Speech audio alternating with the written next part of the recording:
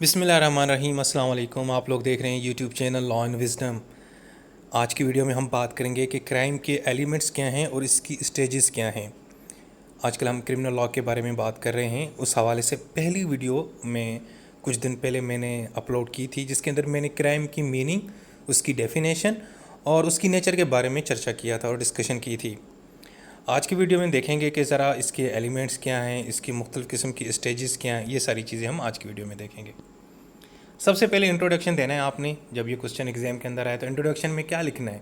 Introduction में हम यही बात करेंगे कि क्रिमिनल लॉ बुनियादी तौर पे ये होता है कि वन लाइन हमेशा मेन सब्जेक्ट की ज़रूर लिखा करें, ताकि इम्पैक्ट पड़े कि भाई इस बंदे को पूरी नॉलेज है, इसको पता है कि ये कहीं मतलब को कहीं से कोई चीज़ से कहीं से वो उठा के यूज़ नहीं कर रहा, ओवरऑल इसका कॉन्सेप्ट क्लियर है। सो क्रिमिनल लॉ हम पढ़ते हैं। क्रिमिनल लॉ के अंदर हम क्या चीज़ें देखते हैं, हम देखते हैं कुछ ऐसे एक्शन, कुछ ऐसे काम जो इलीगल होते हैं और जिसकी वजह से कोई भी इंडिविजुअल या माशरा या प्रॉपर्टी या सोसाइटी मुतासर होती है, यानी उसको तकलीफ़ पहुंचती है। इसी के अंदर फिर हम क्राइम को डिस्कस करते हैं, और क्राइम कुछ ऐसे एक्शन हैं जिसकी वजह से पब्लिक वेलफेयर, सेफ्टी मुतासर होती है। ये चीज़ें हम देखते हैं। यहाँ पे एक चीज़ बताऊँ कि हमारे यहाँ ज़्यादातर क्रिमिनल लॉ और सिविल लॉ होते हैं। क्रिमिनल लॉ के अंदर क्या होता है कि आपका जो फोकस ज़्यादातर पनिशमेंट के होता है। अगर किसी ने गलत किया तो आपने उसको पनिशमेंट देनी ही है। जबकि सिविल लॉ के अंदर हम ज़्यादातर हमारा फोकस जो होता है वो मसाइल के हल की तरफ होता है। और उसके आपको पता है कि सिविल लॉ के अंदर दो प्राइवेट जो है ना पार्टीज़ इन्वॉल्व होती हैं, उनका बस फोकस ये होता है कि किसी तरीके से इस मसले को रिजॉल्व किया जाए। लेकिन क्रिमिनल लॉ नहीं। क्रिमिनल लॉ के अंदर क्योंकि रियासत या स्टेट आपकी ना पार्टी होती है, तो उसका फोकस होता है कि भाई मैंने इनको सज़ा देनी है। ठीक है जी। अच्छा जी, अब क्राइम की डेफिनेशन, यानी कि कोई भी ऐसा एक्शन जो अनलॉफुल हो और उसकी पनिशमेंट हो, और ये पनिशमेंट कौन देगा? ये आपकी हुकूमत, आपकी गवर्नमेंट, आपकी स्टेट देगी। और ये चीज़ कहाँ पे दर्ज है कि ये क्रिमिनल लॉ है, ये क्राइम है? वो आपके यहाँ जो रूल्स रेगुलेशन होंगे, आपके एक्ट्स होंगे, स्टेच्यूज होंगे या ऑर्डिनेंस होंगे, वहाँ पे ये चीज़ लिखी होगी। बुनियादी तौर पे क्राइम एक ऐसा ऑफेंस है, एक ऐसा एक्शन है जो बहुत नुकसानकार है। नहीं, ना सिर्फ वो किसी शख्स को नुकसान पहुंचाता है, बल्कि पूरी माशरे और स्टेट और कम्युनिटी को भी नुकसान पहुंचाता है। ऐसी चीज़ें कानून की नज़र में यानी कि फॉरबिडन होती हैं और इनकी पनिशमेंट होती है। दरअसल देखें, जब क्राइम जो होता है ना, कोई भी क्राइम हो, वो जिस तरह मैंने यहाँ पे बताया कि किसी एक पर्सन नहीं बल्कि पूरे की पूरी आपकी जो सोसाइटी है उसको वो मुतासर करता है। कैसे? देखें, जब आप किसी बंदे का मर्डर करते हैं ना, तो वो मर्डर जो है ना, आपने मारा तो एक शख्स को होता है, उसको नुकसान दिया होता है, लेकिन उसकी वजह से एक खौफ जो है ना पूरे माशरे में फैलता है। लोग डिस्टर्ब हो जाते हैं। किसी का जब खून होता है, किसी भी जवान बंदे का खून हो जाए डकैती के दौरान या वैसे टारगेट किलिंग हो जाए, तो कितनी तकलीफ़ होती है। तो पूरा का पूरा माशरा जो है ना वो डिस्टर्ब हो जाता है। इसीलिए जो क्राइम है ना, इसकी कोई ख़ास अहमियत है जो है ना लॉ के अंदर। अच्छा जी, डेफिनेशन, ये डेफिनेशन मैं पहले भी बता चुका हूँ, मैं दोबारा रिपीट कह रहा हूँ, क्योंकि क्राइम एक कंटेस्टेड कॉन्सेप्ट है और दुनिया भर में मुख्तलिफ लोगों ने अपनी अपने हिसाब से इसकी डेफिनेशंस दी हैं। उसकी कोई एक ख़ास डेफिनेशन नहीं है जिसके ऊपर पूरी की पूरी दुनिया मुत्तफ़िक हो, या पूरी दुनिया के जितने भी ज्यूरिस्ट हैं या बड़े बड़े माहिरीन हैं, एक्सपर्ट्स हैं, वो हों। लेकिन फिर भी एक छोटी सी डेफिनेशन है जिसको हम यूज़ कर सकते हैं। वैसे तो वर्ड क्राइम जो है ना क्रिमिन से निकला है, जिसका मतलब है चार्ज, ऑफेंस, और ये एक सोशल फैक्टर है। अच्छा, अब इसकी डेफिनेशन क्या बनेगी कि ऐसा एक्शन जो कमिटेड किया जाए, यानी जिसको मतलब किया जाए वो काम, या ओमिटेड किया जाए, या मतलब आपने इग्नोर कर दिया, वो काम करना चाहिए था आपको लेकिन आपने नहीं किया।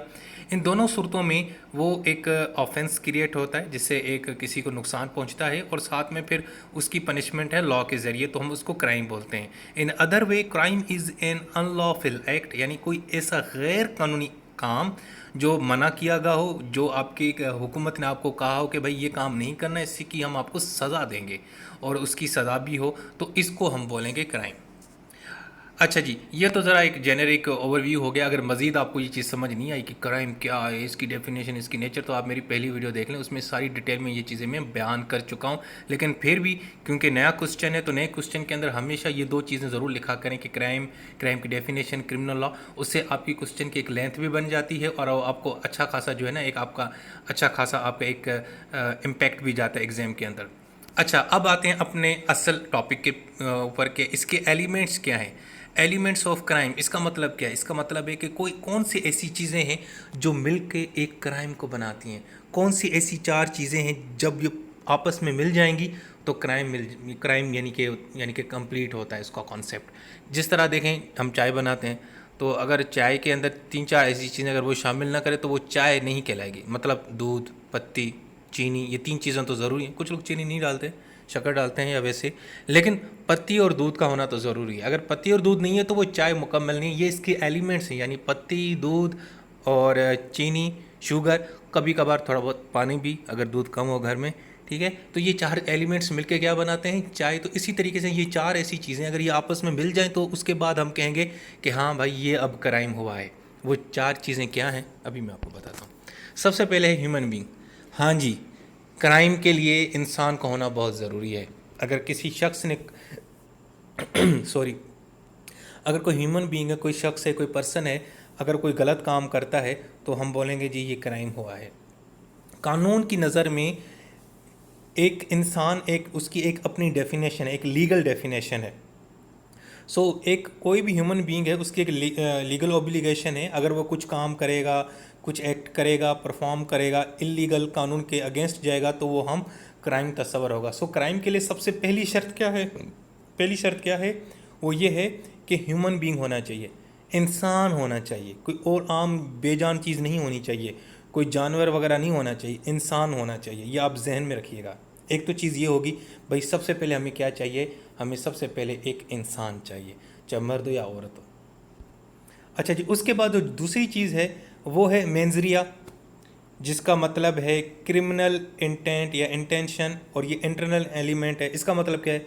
मैं बिल्कुल आसान अल्फाजों में बता दूँ। इसका मतलब है कि आपने सोचा रखा हो, आपका जहन भी हो कि यार मैंने ना क्राइम करना है, मैंने इस बंदे को मार देना है, मैंने इस बंदे को किडनैप करना है, मैंने जनाब ये करना है, वो करना है। मतलब आपकी इंटेंशन, आप सोच के बैठे हो, आपका गिल्टी माइंड है, आपकी जो ईवल इंटेंट है, आपकी शैतानी सोच है, आपके जहन में शरारत है कि यार मैंने ना आज इसको मारना है, मैंने आज इसका कत्ल कर देना है। आपके मतलब जहन में ये चीज़ें चल रही हैं, आपकी बिल्कुल आप एक प्रॉपर आप सोच रहे हो। तो ये क्या चीज़ है? ये मेंजरिया है। अगर ये चीज़ नहीं है तो क्राइम तस्वर नहीं होगा।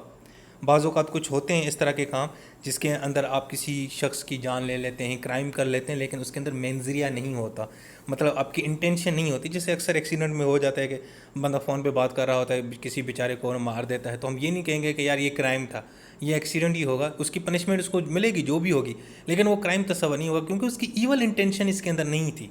नेग्लिजेंस के वो खाते में जाएगा। जो पे दूसरी चीज़ है वो क्या है कि इंटरनल एलिमेंट का मतलब है, मेंजरिया का मतलब है कि आप जहन में सोच रहे हो, आप प्लानिंग बना रहे हो, आप गिल्टी माइंड है, आपकी एक बुरी सोच है, बुरी आपकी ना एक फ़िलासफ़ी कि यार मैंने इस बंदे को मारना है। तो ये चीज़ होनी चाहिए। अगर कोई भी काम तब तक उसकी यानी कि गिल्टी तस्वर नहीं होगा जब तक आपका गिल्टी माइंड नहीं होगा। Guilty mind is equal to guilty act. ठीक है जी, ये चीज़ हो गई। अच्छा, अब जिस तरह मैंने पहले बताया, जैसे सेक्शन 300 है आईपीसी और पीपीसी का, उसके अंदर तो ये बताया भी गया है कि कुछ ऐसे काम में अगर उसके अंदर ये होता है कि आप ना किसी का मर्डर हो जाता है आपके हाथ से नेग्लिजेंस के ज़रिए, तो उसके अंदर आपकी वो मेंजरिया का कॉन्सेप्ट नहीं आता, वो नेग्लिजेंस के खाते में चीज़ें जाती हैं। तो ये भी ज़रूरी नहीं है कि हमेशा मेंजरिया क्राइम वही होता है जिसके अंदर मेंजरिया होता है, लेकिन कुछ कामों में मेंजरिया नहीं होता लेकिन फिर भी वो क्राइम तस्वर होता है, वो नेग्लिजेंस के खाते में आता है। ये एक्सेप्शंस हैं, लेकिन ज़्यादातर जो क्राइम होता है ना उसके अंदर ईवल इंटेंशन ज़रूर होती है।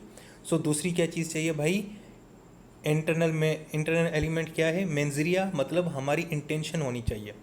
अच्छा जी, तीसरी क्या चीज़ है? उसके बाद है क्रिमिनल एक्ट, एक्टस रिया, एक्सटर्नल एलिमेंट। अब इसका मतलब है कि पहले आप सोच रहे थे, अब आपने इसको एग्जीक्यूट करना है, अब आपने चीज़ उठानी है, अब आपने कोई बंदूक उठानी है, अब आपने कहना है कि यार मैंने पहले आप तो शख्स, पहले देखें मैं हूँ, ठीक है, पहले नंबर 1 क्या चीज़ है? ह्यूमन बीइंग, जैसे मैं ह्यूमन बीइंग। उसके बाद फिर मैंने क्या किया?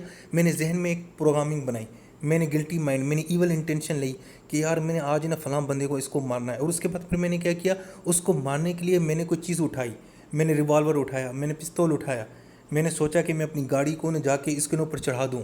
अब ये मैं एक्टस रिया कर रहा हूँ। ये एक्चुअली थर्ड एलिमेंट है क्राइम की, ठीक है जी, जैसे गाड़ी चलाना, ये करना, वो करना, इस तरह। अच्छा, चौथी जो चीज़ है उसके अंदर वो ये है कि इंजरी, यानी अगले बंदे को नुकसान भी होना चाहिए। अगर वो इंजरी है, उसको नुकसान पहुंचता है, तो उसकी अब वो इंजरी भी होती है। बाज़ औक़ात कुछ क्राइम तो ये भी होते हैं जिसके अंदर आपकी रेपुटेशन ख़राब हो जाती है, आपकी प्रॉपर्टी को जला दिया, ये भी क्राइम्स होते हैं। लेकिन मैं एक एग्जांपल दे रहा हूँ। सबसे पहले मैं ह्यूमन बीइंग था, उसके बाद फिर मैंने मेंजरिया यानी मैंने जहन में एक इवल इंटेंशन को लेके आया।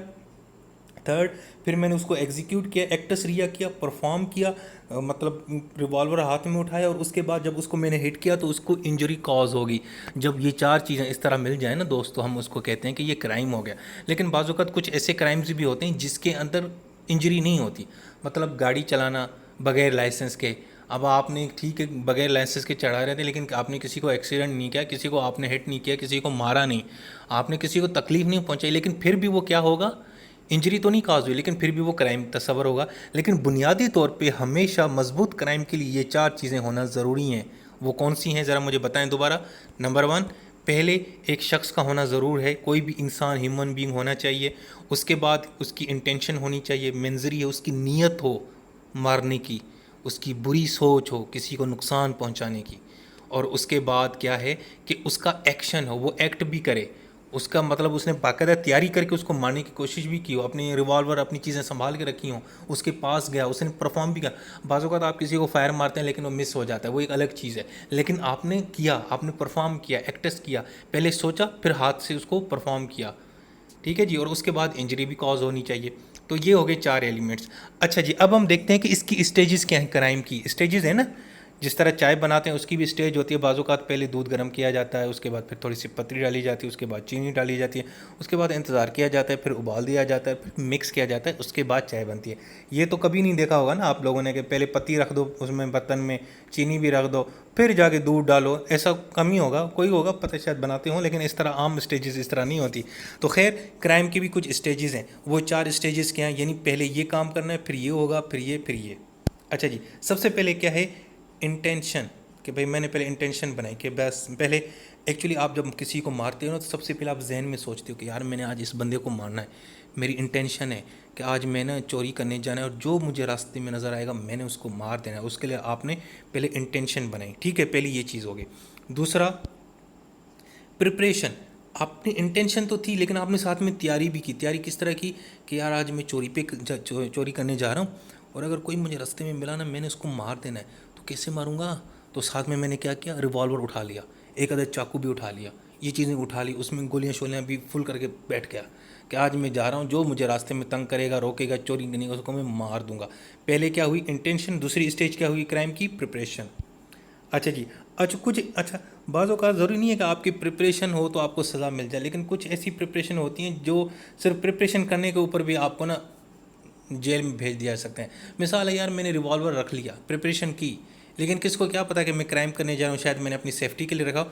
लेकिन कुछ ऐसी तैयारियाँ होती हैं भाई साहब जहाँ पे सिर्फ तैयारी की बेस के ऊपर आपको ना सज़ा दी जाती है। मिसाल के तौर पर अगर आपने कोई इस तरह की तैयारी की हो हुकूमत के ख़िलाफ़ कि मैंने हुकूमत को मतलब उड़ा के रख देना है, इसके अलावा आपने कोई जाली किस्म के कॉइन्स हों या गवर्नमेंट डॉक्यूमेंट्स हैं, स्टैम्प्स हैं, वो रखे हों यूज़ करने के लिए, या आपने जो है ना गलत करेंसी है, फेक करेंसी है छापी हुई हो, या फ्रॉड डॉक्यूमेंट्स आपने बनाए हों, यानी कि झूठी मेजरमेंट कर रहे हों, फेक असल बहुत सारे लोग होते हैं ना जिससे फेक डोमिसाइल बनवा लेते हैं, फेक पासपोर्ट्स बना लेते हैं, दूसरों मतलब लोगों के लिए काम करते हैं, कुछ हज़ारों में ना फेक जो है ये अपना पासपोर्ट ये वगैरह बना के लोगों को देते हैं। तो मतलब ये क्या, ये सिर्फ आपकी प्रिपरेशन है, तो इस प्रिपरेशन की बुनियाद पे भी आपको सज़ा हो सकती है। और ये मिसाल के तौर पे डकैती की कोशिश करना, तैयारी करके बैठे थे लेकिन कर नहीं सके, तो इस स्टेज के ऊपर भी आपको पनिशमेंट हो सकती है।